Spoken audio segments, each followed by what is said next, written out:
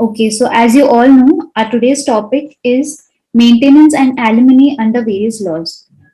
Now, everyone has their own perspective about maintenance and alimony.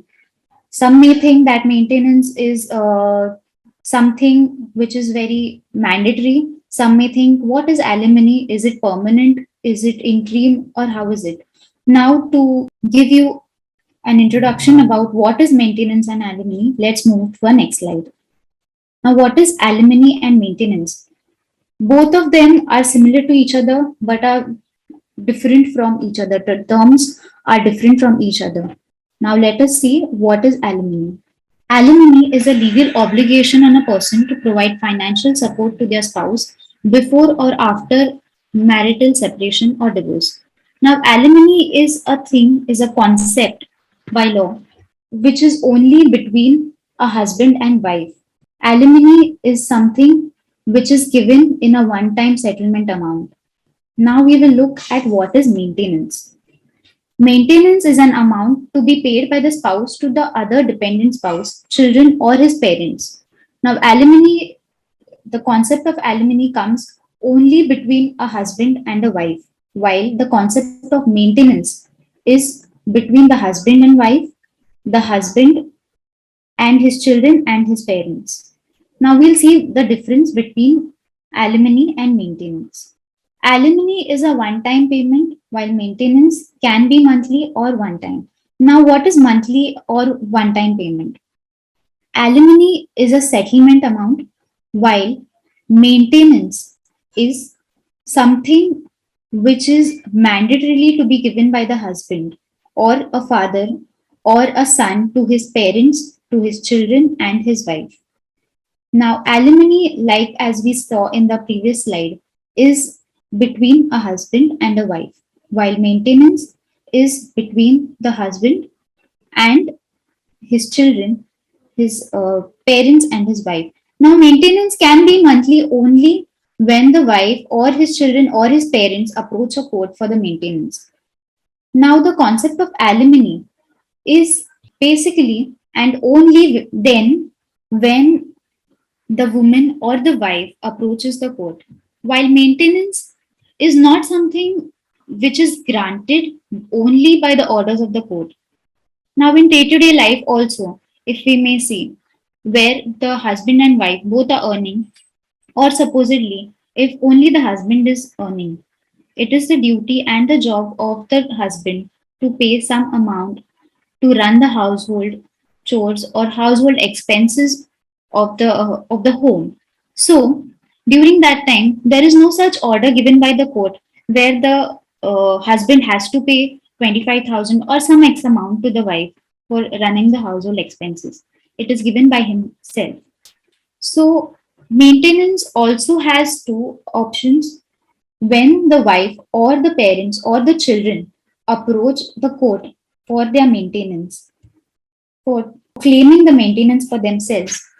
The court is not going to directly give them a amount or maintenance amount on the date of filing. They have to make a prayer. They have to make prayers in their application while they give the maintenance prayer, wherein they will say or they will pray that this amount, specific amount, should be given to us from the date of the application. That is, as soon as the application is made, the court has to give them the amount. That would be their reliefs.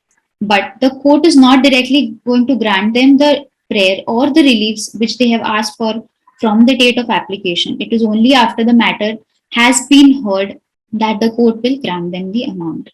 So, here the maintenance can be during the proceedings or during the trial has started or has begun, or at the finality of the case when the matter is finally decided. There are two kinds of maintenance. One is interim maintenance and one is permanent maintenance. So interim maintenance, which the name as suggests, is when during the proceedings or during the pendency of the trial, that is called interim maintenance. While permanent maintenance, as the name suggests, is simple. Permanent maintenance is when the case is decided finally. Now, Alimony, it can be given in lump sum cash or in form of property. Now, alimony is a concept wherein the wife is basically paid for the years which she has invested or which she has spent with the husband in the matrimonial cord. So, she can demand or the court may grant her the alimony as such, which can be for the years that she has contributed towards the marriage. So it can be in a lump sum cash or it can be in a form of property also. Maintenance, while on the other hand, it can be paid in form of cash or kind but not property, because maintenance as itself suggests is something or is an amount which is paid for the maintenance, for maintaining the lifestyle, for maintaining the household, or so it be. Who can claim maintenance?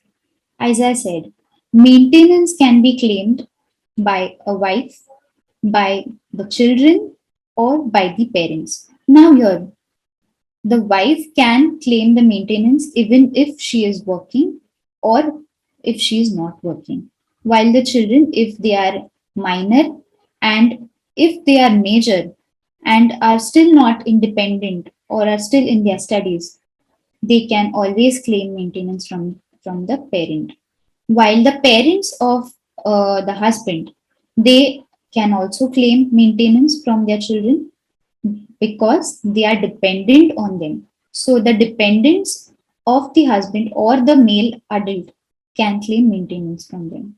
Now we will see under which laws, the various laws which provides for alimony and maintenance. Now, firstly, we will look at the Hindu Marriage Act.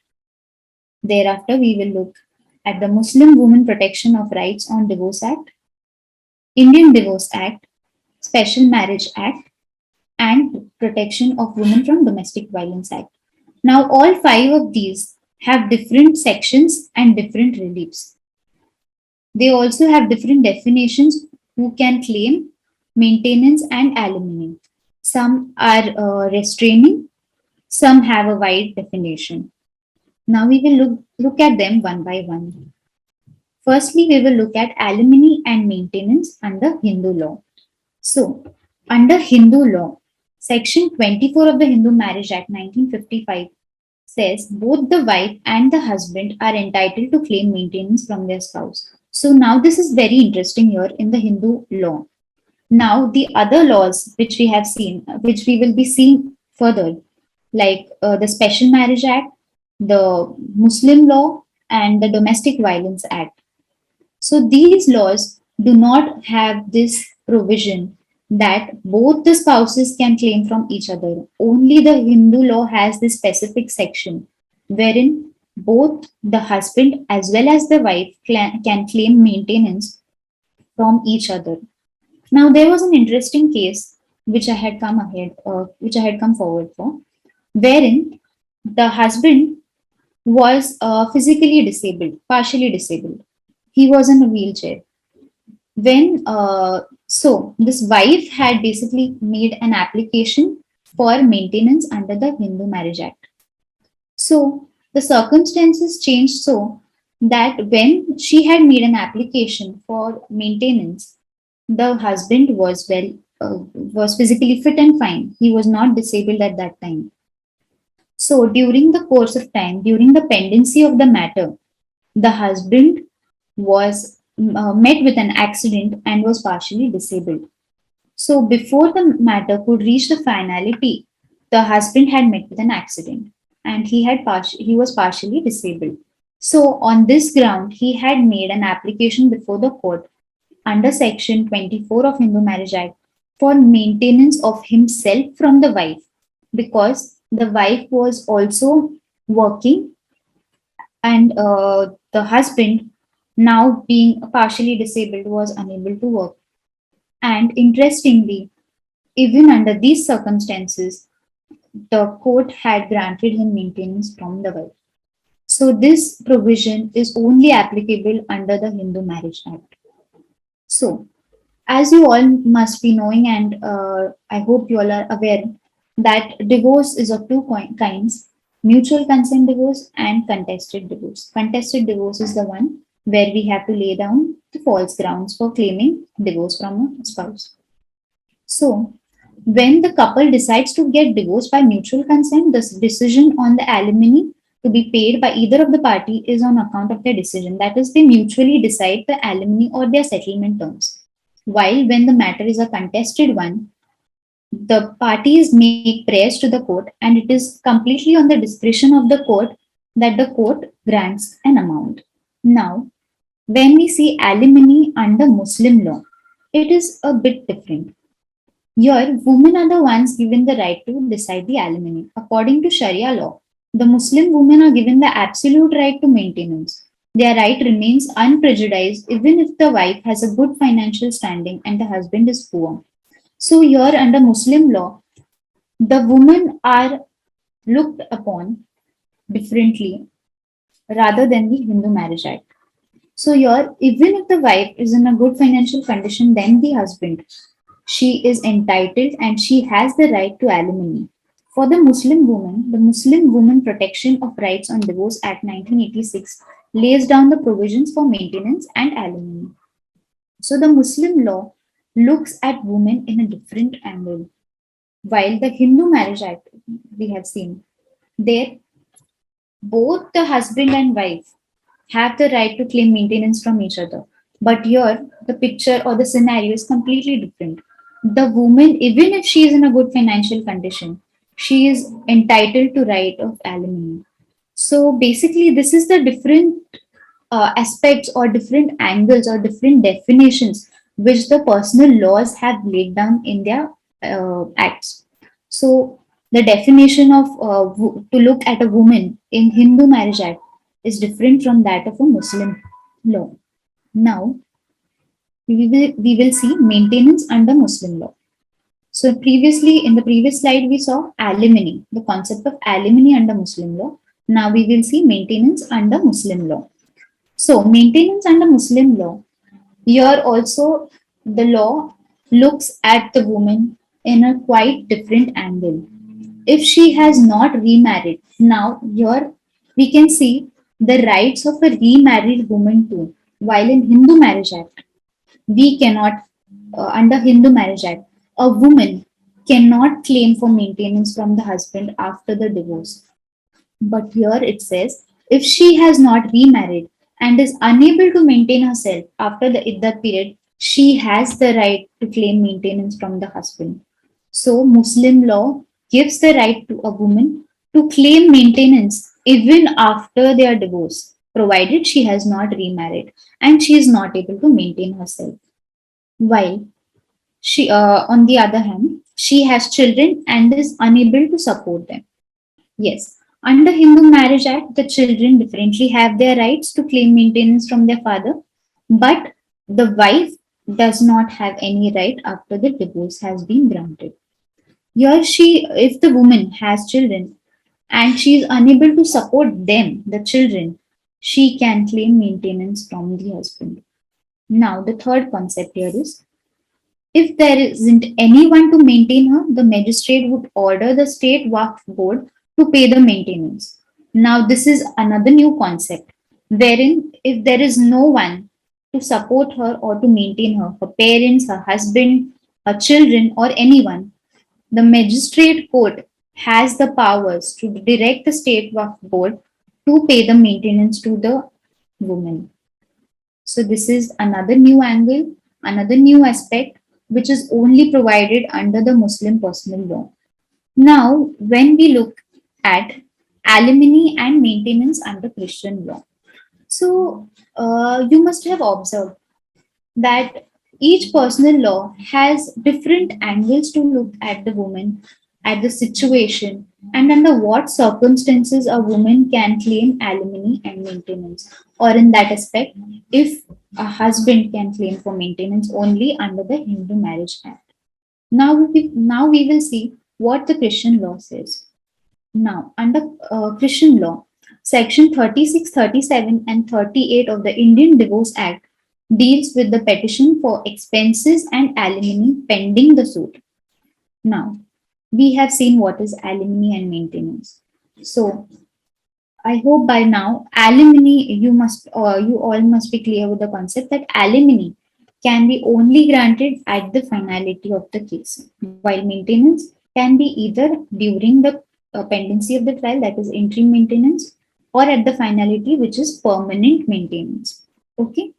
So now Section 37 of the Indian Divorce Act deals with the permanent alimony, while Section 36 deals with the maintenance, which is during the pendency of the trial.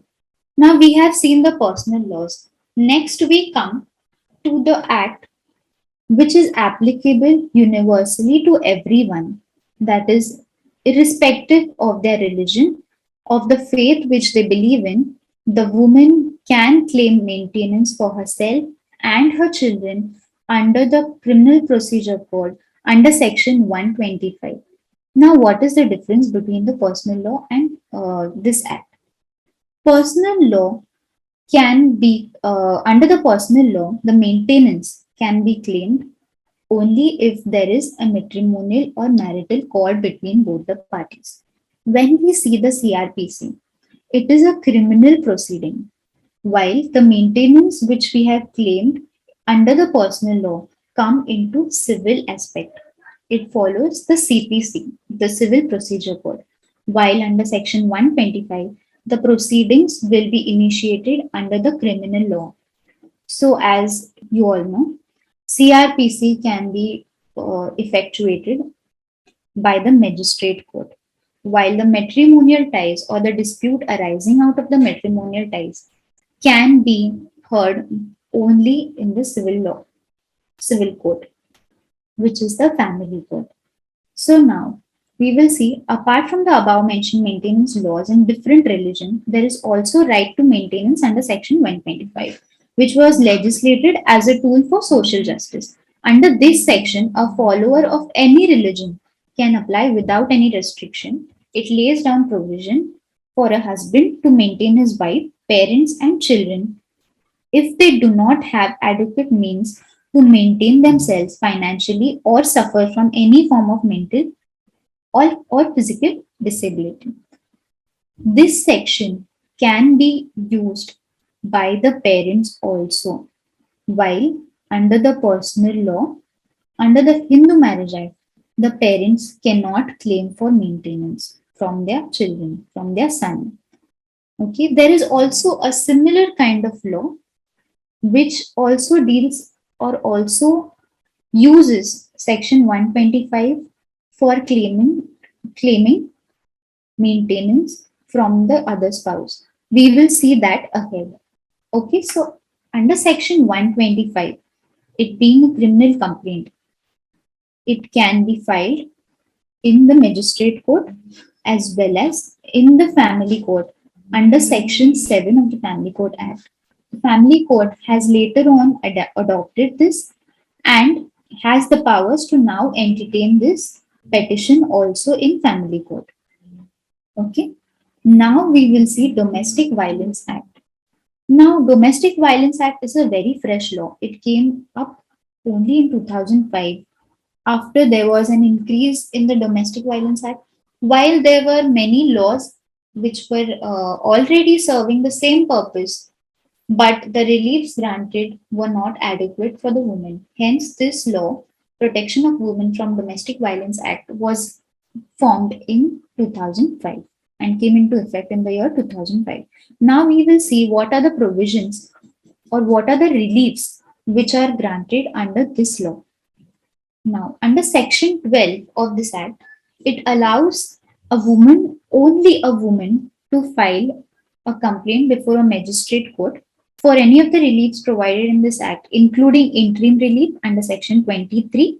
On the other hand, allows the magistrate to provide interim or ex parte orders. Now, this Act is quite effective and very powerful in terms of women, because as you all can see, in the last it is written or ex parte orders. Now the other personal laws where we can claim for maintenance, like 125 or under Hindu law or under Muslim law or under Christian law, the court doesn't have powers to give or pass Ex parte orders. Now, what are ex parte orders? Ex parte orders are supposedly if a woman goes to the court to claim maintenance, she has to file a case, she has to make an application for it, and file it before the court. Now, on the date of filing, the court is not going to grant her any maintenance or is not going to give her any kind of reliefs. But in under the Domestic Violence Act, the court looks at a woman at a different by a different perspective. The Domestic Violence Act itself is for protection of the woman, as the name suggests. Hence, it has immediate reliefs. So, under Domestic Violence Act, as soon as the woman approaches the court, magistrate court, to file her complaint, on the same day itself, the magistrate has the powers to pass orders of protection. So now, on the date of filing, as you all may know, the other side, or we can say the respondent or the opponent, is not going to be served. That so and so a case has been filed against you. It is only after the first date that the court passes orders to issue notice to the other side. And after that, whatever is the next date, on that date, the respondent has to appear before the court. But in under the Domestic Violence Act, the magistrate, as soon as the complaint has been filed, looking at the condition and looking at the violence which has been meted out to the woman, the magistrate court has the powers to pass ex parte orders and give her interim relief of protection. So, this is a very strong law for a woman. So, under Section 21D of the Domestic Violence Act, the aggrieved woman and children can claim maintenance under Section 125 CrPC. Like as I said, in the previous slide, we saw what is Section 125 of CrPC. Under the Domestic Violence Act, the same proceedings, the CrPC, the procedure laid down by the CrPC for claiming maintenance has been followed under the Domestic Violence Act.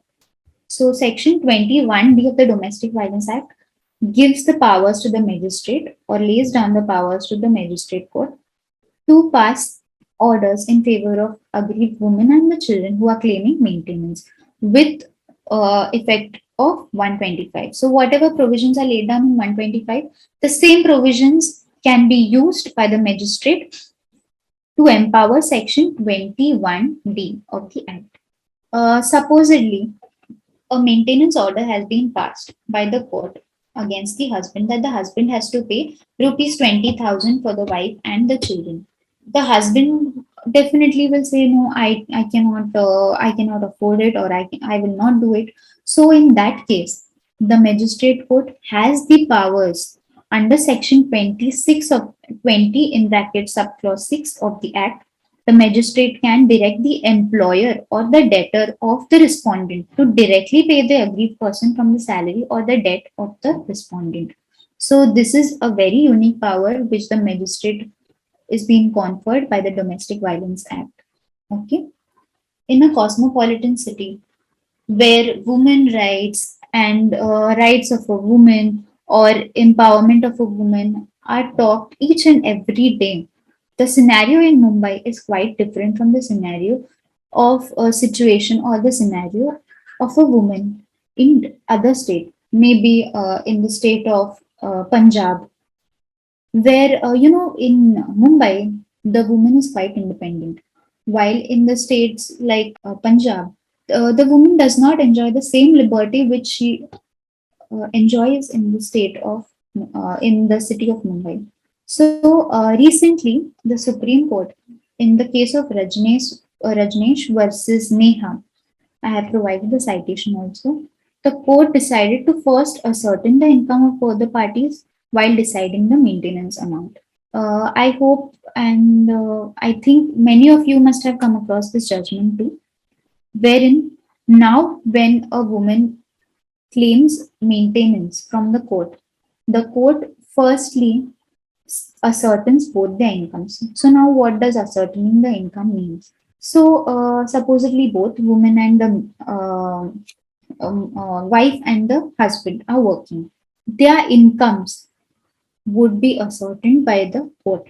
Now for ascertaining the income, under by this judgment, the Supreme Court lays down that the woman, as the husband as well as the wife, they both have to file their income documents. So, income documents such as income ITR returns, income tax returns, their bank balance statements, if they have any demat account for shares, investment in the share markets, or any such thing, they have to provide it on an affidavit basis that this is our income document, income tax return, or whatever, submitted to the court, and looking at both the documents of the parties, the court will ascertain yes, if the woman is entitled for that amount or not.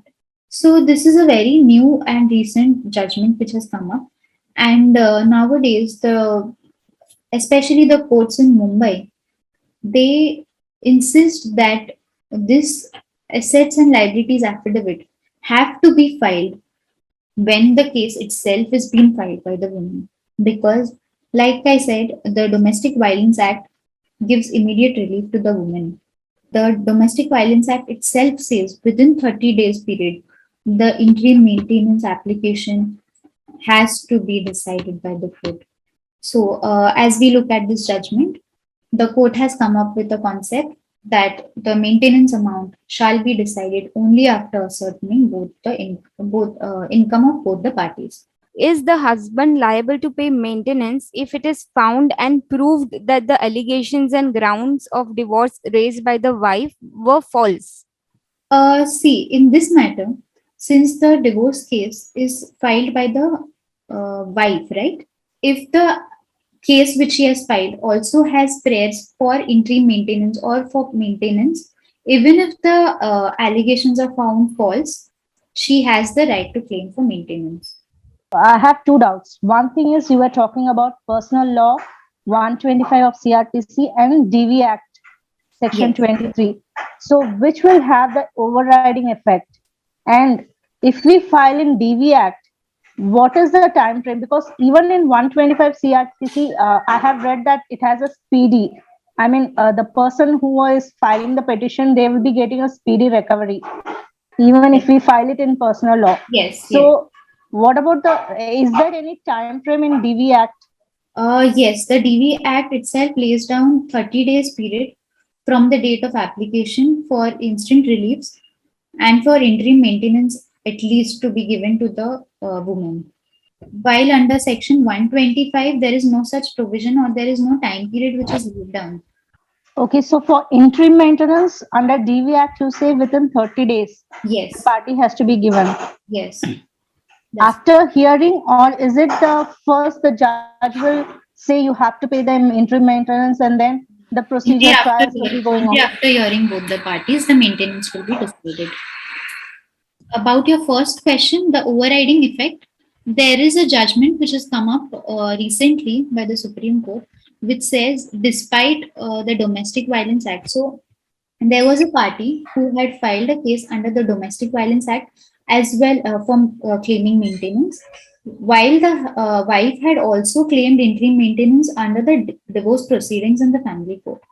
So here, under these circumstances, the Supreme Court had held that both the courts have the power to pass interim maintenance, irrespective of either court passing the order. Both the courts have the power, and both the courts can pass the interim maintenance, and different interim maintenance can be granted to the woman. Can domestic violence act be used against the siblings? Yes, it can be used against the sibling provided the respondent is a male adult.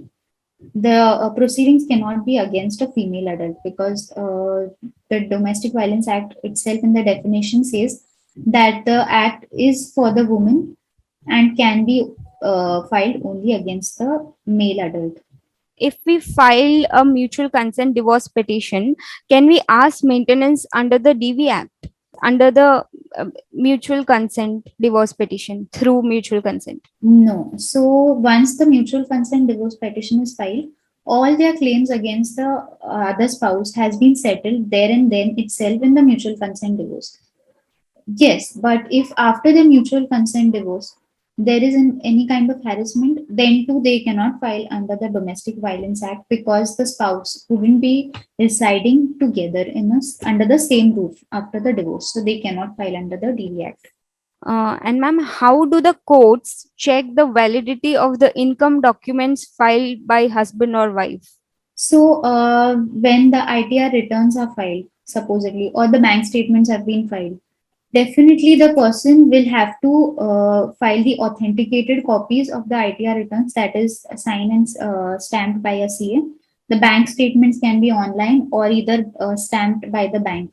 So that in itself is authenticated copy of the documents. The next question is, in physically handicapped cases, uh, how the amount of maintenance is being decided by the court?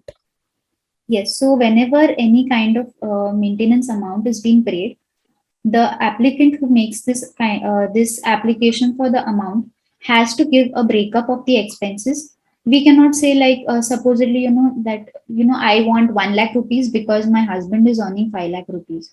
No, the court demands what kind of lifestyle you are.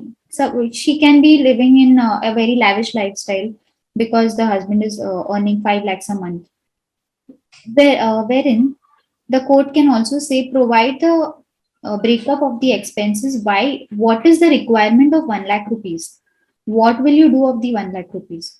And only on the basis of the required amount or the breakup of the expenses, the court will grant you certain amount. How court decide or ascertain the income from the village spouse still, because the accounting standards are not maintained by that person. The husband or the respondent who is there can at least show the court what kind of work he is doing. Supposedly he's working as a laborer or he's working in a shop as an accountant, maybe a small shop, a grocery shop. So in that case, the court will also, has the knowledge how much the income can be or the mode of payment made to this employee. Now, supposedly he's working in a grocery shop, which is too small, that too in a village side. So mostly the transactions or the salary incomes which are given to the employees are in cash, not like Mumbai, they are deposited in the account. So in that case, the respondent, the onus of the proving the income is on the respondent to submit to the court that he is receiving the salary in cash and this much is the amount.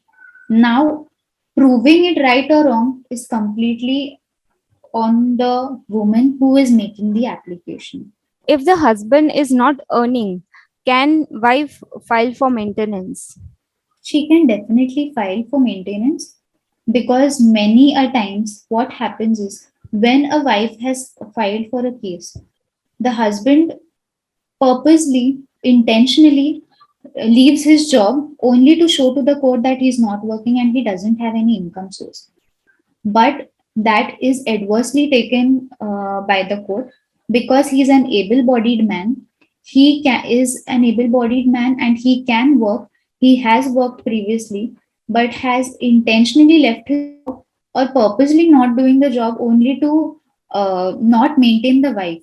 Then in that case, the maintenance order can be passed by the court because the husband is able to earn and make money. Despite at the point he is not working, he is capable to work and earn money. So yes. If the ground for divorce is adultery by wife, is she entitled to maintenance under Muslim law? No, in that case, no, she cannot claim for maintenance. If the charges are proved, no, she cannot claim for maintenance. But yes, Is Muslim male eligible for maintenance? no, Muslim male is not eligible for maintenance. It is only a Hindu male is eligible for maintenance under Hindu Marriage Act. Are the provisions of alimony and maintenance applicable if the marriage itself is null and void? No, only if the marriage is valid, then only the prayers and reliefs can be claimed. If the marriage is null and void, if the marriage is proved to be null and void, then no, the reliefs cannot be paid. As Yes. you said, now the Muslim male, you said he cannot claim maintenance under Muslim Act, but he has the option of 125 CrPC, right? No, Under Section 125, only women, children, or the parents can claim. The husband cannot claim maintenance. How the amount of alimony and maintenance is calculated by the courts? Maintenance, likewise, I said, it can be ascertained as per the requirement of the applicant who is making an application for maintenance. While alimony, there are no such standard bars which says that, as for maintenance, which says, this much amount is required if you have spent these many years of marriage. So for alimony, there's no such fixed standard bars, but yes, for maintenance, you have those bars given.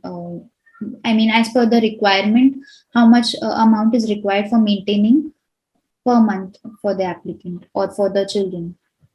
Okay, ma'am, and what is the limitation period to file for alimony? See, alimony comes in picture only when the wife goes for divorce. If she doesn't goes for divorce, she cannot separately file for alimony. So there is no such limitation period for alimony. Any guidance that you would like to give to participants? Guidance, I cannot say, but many a times, like I have observed after my graduation, the laws which are laid down and which are taught to us in the college are quite different from how it works in the court. Many times we are taught, this is the definition. So we also think, okay, everything or whatever provisions we will pray for, ask for, would be granted to us by the court because they are given or laid down in the bare act or the act which we will be, referring to. But when the matter is proceeded in the court, the trial begins. Sometimes I have observed it is quite different from what it has been taught to us in the court. So the practicalities in the court are quite different. I think as law students and aspiring law students, or some maybe even graduated as law students, if you want to study a law, you should always read about it and practically go to the court and learn the proceedings, because that will, affect you or explain you even better how the law actually works. Yeah, so I think that would be my only advice to you all.